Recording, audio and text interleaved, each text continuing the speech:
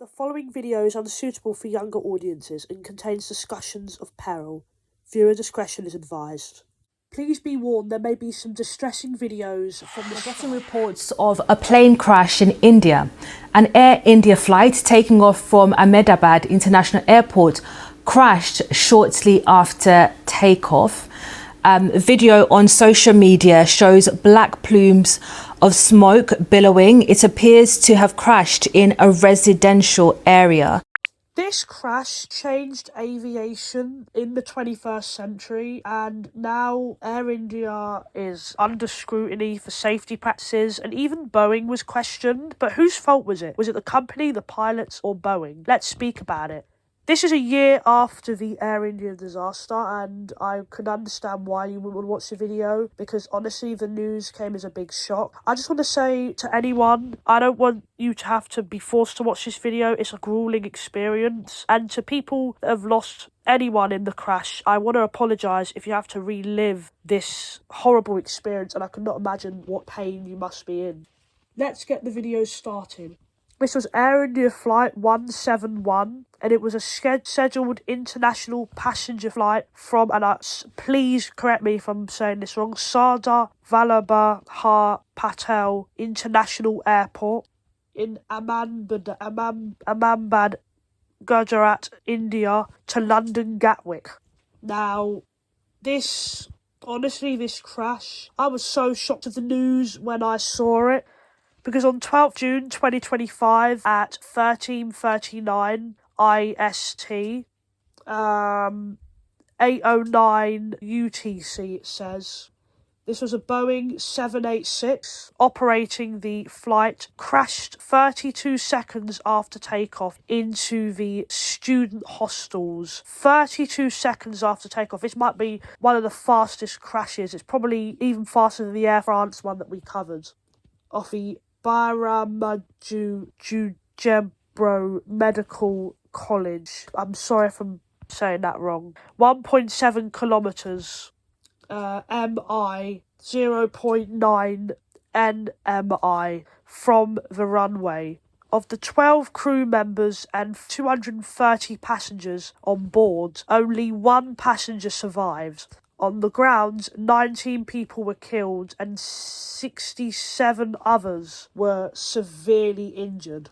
So this impacted people on the ground. Air India Flight 171 also killed people on the ground, and there was only one. That is crazy. The tail section and one landing gear of an aircraft visible protruding from the upper section of a 2-story building. At the ground is a pile of rubble containing concrete, steel and tree branches.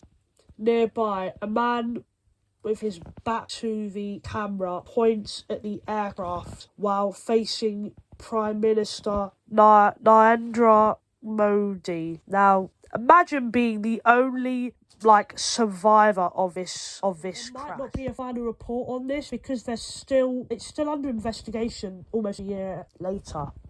So the aircraft involved in the crash was a Boeing 787-8 Dreamliner, registered VTANB with 41.868 hours on the airframe.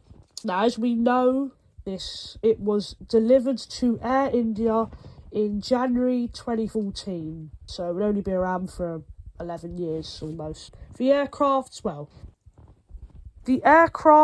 two General Electric GE NX-1 B70 engines had about 28,000 and 33,000 operating hours, and both had been installed less than 3 months before the crash. Crazy. That is crazy. Air India began operating flights to Gatwick Airport in 2023. At the time of the crash, it operated 12 departures a week, including 5 from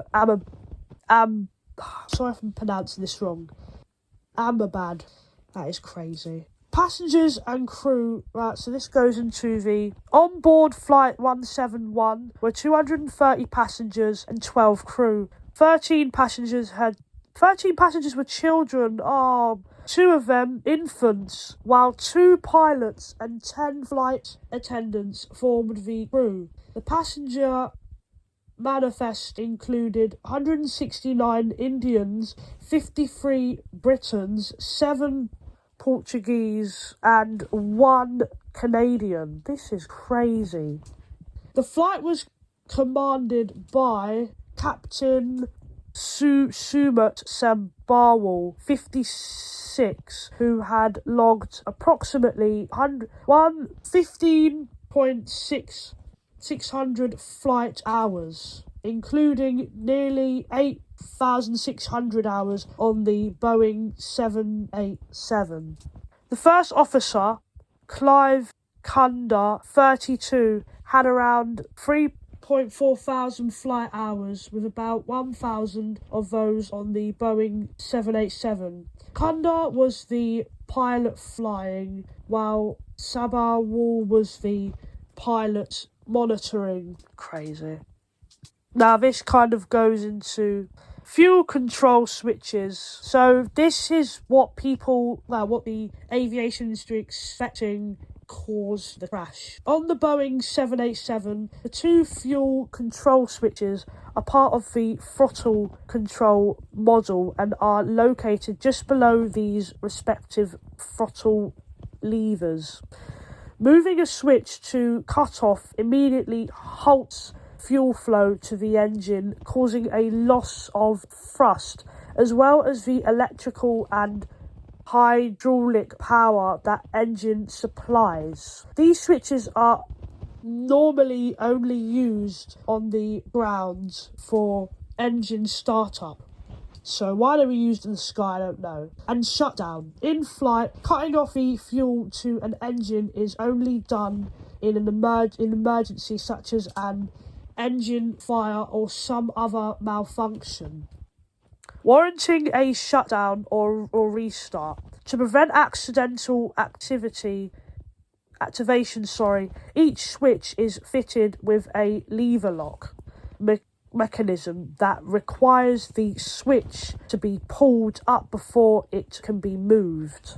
Additionally, brackets on either side guard the switches from unessential 242 people on the aircraft, 229 passengers and 12 crew members died, leaving only 1 sole survivor. The intense heat of the post-crash fires, which had reached an estimated 1,500 degrees Celsius, 2,700 degrees Fahrenheit, greatly complicated victim identification. However, by 28 June, the remains of all 260 victims had been identified, primarily through DNA analytics.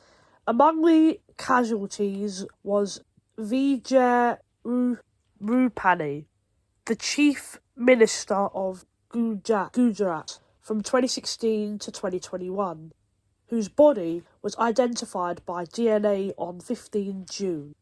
Now, before I continue with this, the rest of the video, I just remember the news coming out and even them trying to identify who had been killed, and it was just crazy. I didn't even know there was going to be a sole survivor, because at the first they didn't think anyone had survived, so it's crazy that one person did. At least 50 medical students in the hostel buildings at the time of the crash were injured and required hospitalisation. The Dean of the Medical College said that most of the students escaped, but 10 or 12 were trapped in the fire. Now, as we know, 67 of those managed to escape, and with only injuries requiring hospitalisation, but there were 19 of those who unfortunately didn't make it out of the crash. Home Minister Amit Shah visits the sole survivor in hospital.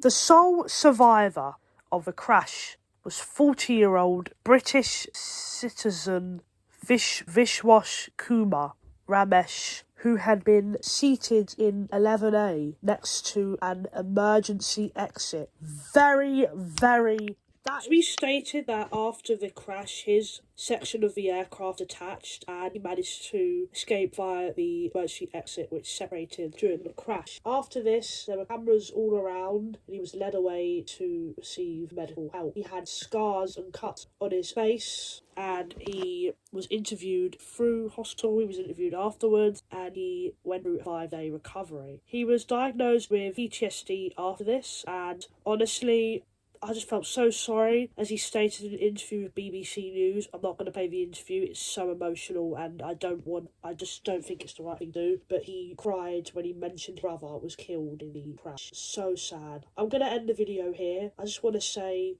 I pray for those... My cat is coming. You want to come pray for them too? I just want to pray for those who went through the crash. I want to pray to those who...